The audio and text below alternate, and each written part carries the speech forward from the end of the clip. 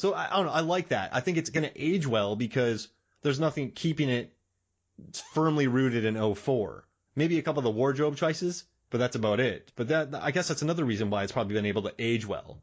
It's not written with overly stylized 90s dialogue, right? You watch some of those Tarantino knockoffs from the 90s now, whoo, they feel dated. Yeah. And so I guess this is another reason why. I mean, it's written in a way, made in a way where nothing's aged too much about it, has it? What is it? No, I don't think so. I mean, if you think about like the problems that would happen if you were in a zombie apocalypse, I don't think you would, the internet would go down. You wouldn't have cell service. One of my, I love The Walking Dead, but I'll give you a perfect example of when you talk about that takes you out of the fantasy that's on the screen is like, now we're talking years and years down the road and they're still driving vehicles around.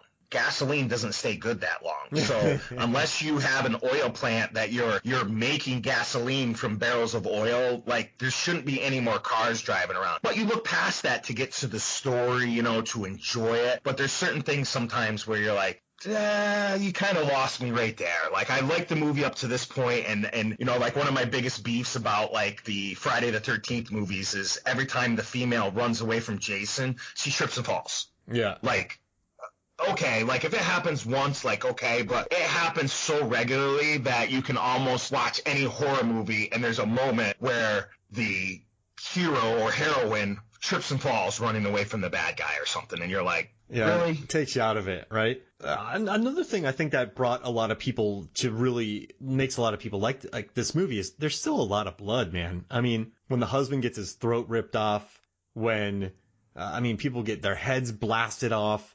Do you have the lady who dies, which is actually a man? Yeah. There's a crowbar right through the eye. I mean, you get women chainsawed in half, zombies' legs chainsawed off, heads blown off. I mean, so for a gore hound, you're still gonna like it too. Like it provides just enough. But do you think there's enough gore in this to make people who don't like gore not like it?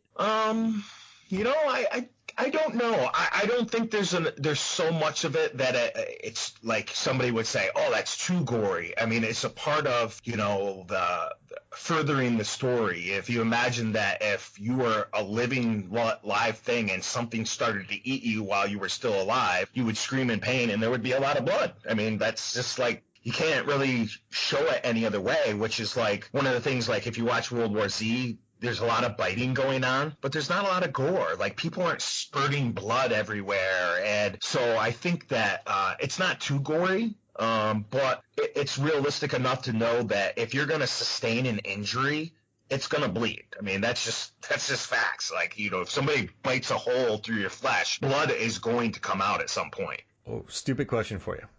Why did Luda not turn so fast when other characters turn? Like, Matt Frewer Frank, he got a nasty bite. Yeah, so I actually read something, and I don't know if this is true or not. I thought she was scratched by the zombie that came out and ran after her and grabbed her arm. But in one thing I read, it said something about she received a minor bite, and I was like, I don't remember that being a bite. I just remember she had a scratch going down her forearm. And so I don't know if it was something just to kind of further the storyline in the plot that it had to go that route, or, as far as how they envisioned the movie going forward. If you're trying to explain it through science, the only thing that maybe I'm thinking of is a bite would be like a rattlesnake biting into your flesh and injecting venom, or a rattlesnake spitting venom on you, and maybe it might make you sick, and maybe I'm reaching she's here. Scratched. So don't. I guess she is scratched. She's not bitten. So do you think? Yes. And who knows, like maybe that infection or whatever turns them just took longer because maybe it had to, the skin is a protective barrier against bad things. So maybe it just wasn't deep enough to like instantly go into the bloodstream. However, this zombie virus works. Maybe it was enough that the infection had to sort of take time to spread to get into the body where it spreads faster. I guess they did. You're right. They did a good thing though, man, where it's just, Why did she last so long? Because she was scratched, not bit. Okay. They must have thought about it. I mean, that's the only thing I can think of. If they spent enough time to talk about how she was just scratched on the arm and it was a slow process, and so somebody was thinking about it when they did it. So. All right, so we put together kind of. I want to hear your 5 reasons. Maybe we've talked about them already. So if you haven't shared them with me yet, just kind of give them to me real quick if we've already talked about them. But 5 reasons why you think this was a successful remake. I want to know. So we actually did talk about all 5 of mine. Number 1 was the music. Yeah. Meaning I really liked how the music played with the movie in and of itself, and how it made scenes better. And, when we related it to Star Wars using classical music instead of disco music, how it just worked. My second one was the fact that it didn't copy the original exactly. Yeah. That, you have a zombie outbreak, you have a mall, and survivors in a mall, but other than that, it was its own movie. So that was my second reason why I think that fans and critics liked it. My third reason was running and sprinting zombies, because it was a different take on what Romero envisioned them.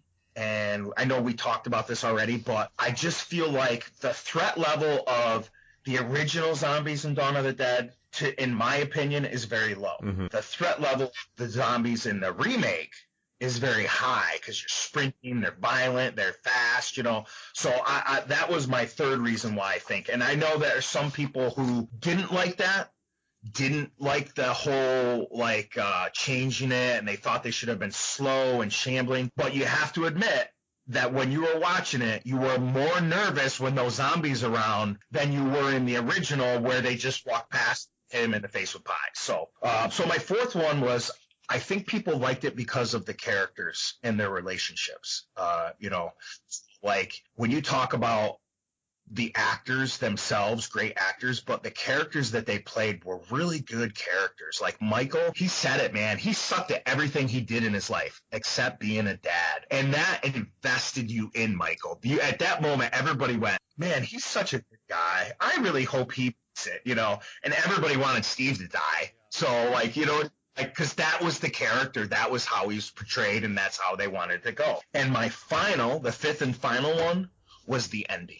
Yeah, so mean. I just we've already talked about this, but so many times. But I think that people, when they watch that, I think the ending finishes the movie well, because it's such a fun movie, and it's horror, and you're having fun throughout, and you're like, are they going to make it? Are they going to oh God, they made it, thank God. And then all of a sudden that gets ripped out from underneath you, and you're like, oh, they didn't make it. Shit, everybody dies. It's gnarly, and that makes me happy, man, because, all right, so as Norbert said, it takes cojones, right? It takes to murder off all of your people that you just grew to like, supposedly. I like it.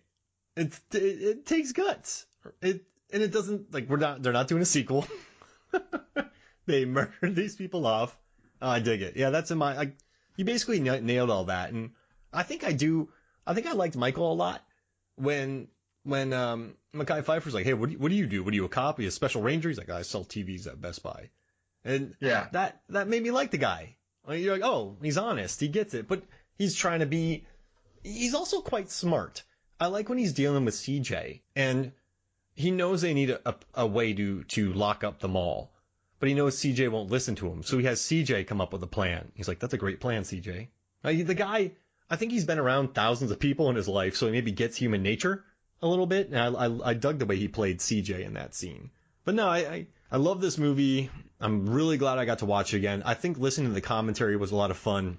Just hearing them talk about it, just the way they made the mall work. And I love how they had Mekhi Phifer say shatterproof after the fact, because people are like, why can't they just bust through the windows? So they had them quick go shatterproof. That's an add-on. But no, I dig it. I think it's a good movie. I'm glad you wanted to talk about it, and no, I'm glad we did. This was fun. So what are we doing next? Oh, geez, World War Z? Are you a World War Zer? I enjoyed the movie, okay. But I'm not the biggest fan of it, and I think it did a lot of things well, but I also think it did a lot of things that I was like, yeah, the cell phone bit or the satellite phone bit. Yeah, so there was things that I really liked about it, and then there were other things where I was like, yeah, it was okay. It's a different take on zombies. Those zombies were definitely more of a threat than the Dawn of the Dead zombies, because they could climb on each other and go up a wall. So there were some interesting things that they did. But it's I don't know, like what do you do any other movies on your podcast other than zombie movies? Because that's all I do. I'm a fan. I do every single film, but I mean, I'll happily do a zombie series. I've done if you look through Movies, Films, and Flicks, our film like our listing, we do everything. So just let me know. I mean, we'll take some time, think about it. Take a long walk on a beach, man. Think about it, you know. In New York right now, that might be kind of bad. I'll be honest, I was a little nervous the first podcast we did together. I was just like, I had all these notes and I was like trying to be so prepared. And then, of course, when we tried to hook up, there was the sound issue and I was like, oh my God, I'm letting them down. So this time I wanted to make sure I had everything set up, ready to go. And I love doing this stuff, man. It's just a lot of fun. No, I love it. So appreciate it. So, all right, before we get out of here, your favorite moment from Dawn of the Dead. Oh, boy, that's... all right, so it's going to take me a couple seconds to go through the whole movie. Can I do mine? The Johnny Cash song. Yeah, that whole sold me. Intro to the movie. I was like, Johnny Cash. Yeah. I love Johnny Cash. I have to agree with you on that, but I want to pick something that wasn't exactly what you said. I think that when we talked about character-driven, I really liked it at the end when CJ blows himself up in the bus, because the whole movie, he just wants to make it. You know what I mean? Like, he's the fighter, and then at like one point he's like, figures. Yeah. You know, like he has to blow up the tour bus because he's not making it out of there, and he realizes it. Like that was one of my favorite movies. That was one of my favorite parts in the movie. Yeah. Because I like the character a lot. Yeah. And he started off rough, and then he has a good arc. Yeah. Good arc. Yeah, and so I'll go with that. Nice. I kind of want some coffee now after thinking about it. There's a deleted scene where this guy makes an entire coffee. And I just want some coffee now. So if you watch the deleted scenes, this dude just makes a massive cup and he's bothering Sarah Polley, which made me happy. But hey, thank you for joining me, Doug. We'll do another zombie movie after this, but I really appreciate you coming back. Absolutely. Anytime, man. All right, so for me, Mark Hoffmeyer, and for Doug Bremen, go buy a TV from him. This is Movies Bremen. Wait, hold up. So for me, Mark Hoffmeyer, and for Doug Bremen, this is Movies, Films, and Flicks. We'll see you next week.